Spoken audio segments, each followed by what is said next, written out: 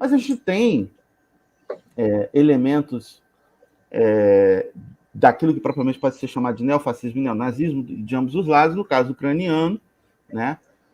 Isso tem a ver com uma certa tradição da extrema-direita ucraniana, que tem peso internacional, porque ela está baseada na recuperação histórica do papel de um personagem que teve um papel na construção daquilo que pode ser dito como um movimento fascista local, que é o Stepan Bandeiras, né? Que ele foi um colaboracionista da invasão nazista na Ucrânia, né?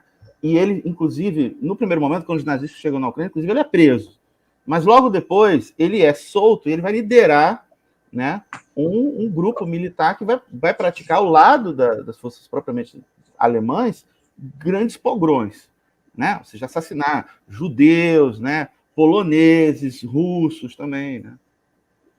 Então, esse personagem é um personagem que vem sendo reivindicado pela extrema-direita ucraniana e internacional. Porque aí você também tem aquele outro episódio da grande fome ucraniana do início dos anos 30, e você tem todo um debate historiográfico sobre esse ponto, né? E você tem toda uma memória que foi construída pela extrema-direita, principalmente a partir dos anos 80, que tenta dar o status de genocídio. Olha como isso é importante para esse tema nosso. Que Putin também fala sobre genocídio, né? Isso, agora. O genocídio... sim, mas eu estou só fazendo essa recuperação porque eu acho que isso é importante. Ou seja, a ideia de que o regime stalinista, que você sabe que não tem simpatia nenhuma, né, praticou um genocídio contra a população ucraniana no episódio da Grande Fome, que foi um episódio do início dos anos 30, ou seja, que atingiu a União Soviética de forma geral, foi muito grave no caso ucraniano. O Stalin certamente tem suas responsabilidades, mas a categoria de genocídio, que você conhece muito melhor que eu, certo? Ao ser utilizada, né, para dizer que tem uma intencionalidade do Stalin de exterminar a população ucraniana, ela serve para esse propósito de revisionismo típico da extrema-direita neonazista, que é dizer o seguinte, o grande crime do século XX não foi o Holocausto dos judeus. Foi esse episódio aqui, anterior, que foi na Rússia, e foi o stalinismo, portanto, o comunismo é o maior mal que pode existir na humanidade, etc, etc. Ou seja, é um discurso que serve à normalização do nazismo. Ou seja, a extrema-direita ela tem tido vários recursos de fazer processo de normalização e de banalização do nazismo, né? Um deles é esse, o outro é dizer que o nazismo é de esquerda, que é, tipo, pegar o crime e jogar no colo do adversário, né? Todas essas estratégias aí que a gente vem acompanhando há muito tempo que já circulam no Brasil. Pois bem, o processo de dissolução da União Soviética, enfim, desde 1991, abriu-se um espaço muito grande de renascimento de organizações de extrema-direita e propriamente neofascistas em todo aquele território, tanto na Rússia como na Ucrânia, etc. Em alguns casos, com pouca expressão eleitoral, com pouca expressão política, mas é um fenômeno, inclusive, já resultado de pesquisas da historiografia dedicada ao tema do fascismo, né? A gente, por exemplo, o Alexander Dugin, acabamos de falar dele, né? Tem um excelente livro que a gente recomenda a todos, né? Que leiam o livro do professor Benjamin Teitelbaum, né? Tem em português já, né? Que é A Guerra pela Eternidade, né? Então, trata dessa figura importante da extrema-direita internacional, né? Que é um sujeito, né? Que foi fundador do Partido Nacional Bolchevique, que é um partido fascista, né? Tem trabalho do Steven Sheffield dedicado ao tema do fascismo russo, se dedica a isso, se dedica ao personagem do Dugin, porque o Dugin depois vai romper com esse partido não existe hoje, né? E ele vai ser uma figura que vai elaborar a chamada quarta teoria política, que é uma teoria não menos fascista que o nacional bolchevique, e vai ser uma pessoa influente no Estado russo, né? Ele vai ser influente, as suas ideias vão influenciar a política externa russa, os trabalhos do Dugin são estudados nas academias militares russas, então ele é uma figura... É uma teoria antiliberal, uma teoria hipernacionalista e de expansionismo de uma civilização cristã, né? Sim. Mais ou menos, sendo simplificador. Exatamente, né? Então ele é iliberal, né? Ele tem esse aspecto iliberal, né? Então, às vezes, e tem muita influência global. Talvez seja o intelectual fascista mais influente hoje no mundo, né? Seja o Dugin. Então você tem isso, né? Um intelectual que tem... Intelectual no sentido gramsciano, tá, gente? Quando a gente se refere a ele, estou dizendo que ele é muito legal. Nada disso, tá, gente? O sentido gramsciano, intelectual tem a ver com a função que o sujeito exerce né, na estrutura, enfim, a produção de um certo ideário, etc., a influência que ele exerce, né, na política internacional, né? A gente tem esse personagem, né? Ele é importante, não pode ser minimizado. Às vezes, quando a gente fala, eu tenho dito isso, tem fascistas dos dois lados. Aí o pessoal fala, mas o Dugin não tem influência nenhuma na política externa russa. Eu falei, gente, os especialistas não dizem isso. Ou seja, o pessoal que está estudando isso, como é o caso do próprio Taitenbaum, né, que entrevistou o Dugin, etc., que atualmente ele saiu da Rússia, ele dá aula em Xangai, na Universidade de Xangai. Né? Mas as ideias dele são muito influentes. Né? O próprio Benjamin Taitenbaum falou, essa estratégia delineada pelo Putin, ela está totalmente baseada no... Falou agora. A reação dele à guerra, sim. Semana passada, talvez, se eu não estiver errado, né? Ele falou isso, sim. Né? Então, ou seja, estão falando de um estudioso do tema, que deu uma contribuição fundamental, porque ele entrevistou Bannon, Dugin, né? E o nosso Olavo de Carvalho, né? E produziu esse livro que é muito recomendado. Vou dar outra dica bibliográfica para esse assunto, que é esse livro, que também saiu em português, né? Ainda bem, né? Tem coisas boas no português, que é do Mark Sedgwick, que ele faz um estudo sobre essa corrente chamada de tradicionalista da direita, né?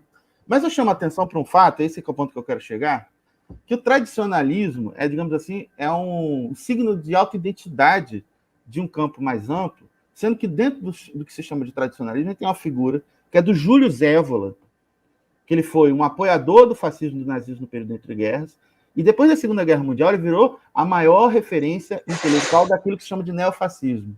E essa é a origem intelectual do Dugin. Ele é originalmente, né? Algumas pessoas têm falado do Heidegger, né? Que a gente sabe que foi um sujeito que foi do partido nazista, etc. Mas, do ponto de vista da influência intelectual, são as ideias do Júlio Zévola, que são uma identificação importante desse fenômeno que se chama de neofascismo. E o Dugin é um seguidor do Júlio Zévola. Ele vai pensar todas as questões geopolíticas aí, e etc., ele está pensando, ele é um evoliano, né? Que não influencia pouco alguns setores do governo Bolsonaro. Exatamente. Né? O Ernesto Araújo levou um Hackentat lá, que é um evoliano brasileiro talvez mais famoso, para dar aula, para ministrar palestras lá no Ministério das Relações Exteriores. O que faz a gente entender o posicionamento dúbio de Bolsonaro em relação à guerra russo-ucraniana. Tem questões econômicas também que tem a ver com a relação do agronegócio brasileiro com a questão dos fertilizantes russos, tem isso também, mas também tem uma questão ideológica por detrás. Até, às vezes, menos pragmática do que os próprios russos, né? Porque, por exemplo, quando a gente levanta esse ponto de que o Putin tem boas relações com a extrema-direita da Europa Ocidental, principalmente, né? Ou seja, alternativa para a Alemanha, né? A própria Marine Le Pen, etc., Salvini, tem relação com o Orbán, é porque, para a estratégia do Putin, enfraquecer a União Europeia é interessante. Em termos nacionais, né? Ou de expansão de uma área de influência. Nesse termos do realismo nas relações internacionais. Né? Tudo mais estrito, sim. Isso. Então, ele está lá, faz aliança com a China, tem boas relações diplomáticas com a Venezuela, com Cuba, aí tem um pessoal da esquerda que acha que isso é suficiente para dizer que o Putin é quase um antifascista, enquanto que na Europa ele se alia, né, e com a relação que tem com o Trump, a relação que tem com a extrema-direita europeia. Então, por isso que eu estou falando, ou seja, o que estamos falando nesse sentido, né? Ou seja, esse discurso de desnazificação que ele utilizou para iniciar a guerra com a Ucrânia é um discurso de guerra, é uma propaganda de guerra, né, melhor dizendo. Ou seja, é um discurso ideológico naquele sentido do velho Marx, né, de ser um discurso que encobre os reais propósitos que estão por trás desse processo. Mas me parece assim que é importante falar também do neofascismo, neonazismo, praticamente dito, ucraniano, porque tem a ver com isso que eu comecei a falar, que é a emergência de uma extrema-direita, que é correto lembrar que ela não tem tido expressão eleitoral importante na Ucrânia pós-2014, pós o processo de 2014, né, Euromaidan, etc., não tem tido grande expressão eleitoral, mas ela tem tido uma presença na estrutura do Estado ucraniano, que é muito preocupante. Eu tenho chamado a atenção o seguinte: o neonazismo, o neofascismo, ele foi normalizado nesse regime ucraniano, ou seja, ele foi incorporado. A gente tem o caso do batalhão Azov, né? A gente tem um caso de setores, de milícias, ou seja, que tem esse aspecto da fenomenologia do fascismo, que é a organização paramilitar, ou seja, o fascismo não é só a ideologia fascista, ele tem a expressão também organizativa, como diria o grande especialista italiano Emílio Gentili, né? Ou seja, ele tem essa formação de partido militar, de partido armado, de organização com esse aspecto paramilitar. E isso foi normalizado no interior da ordem política criada na Ucrânia pós 2014. Né? Então, por exemplo, a gente politicamente foi enfraquecido e, ao mesmo tempo, normalizado, não é isso? Quer dizer, diluiu-se e normalizou-se. Isso, normalizou-se, mas normalizou-se não em qualquer lugar da estrutura do Estado ucraniano. Normalizou-se porque foi incorporado nas Forças Armadas, nas forças de segurança. Tem um momento na crise de 2014, né? Ou seja, que começa com um movimento pró-União Europeia e depois desemboca no movimento para a derrubada do governo, etc., que é uma espécie de dissolução da institucionalidade ucraniana, e essas milícias assumem o protagonismo. Isso não é, digamos assim, ou seja, isso não é propaganda do Putin, isso é um fato. Né? Elas foram normalizadas e foram incorporadas no interior da ordem política.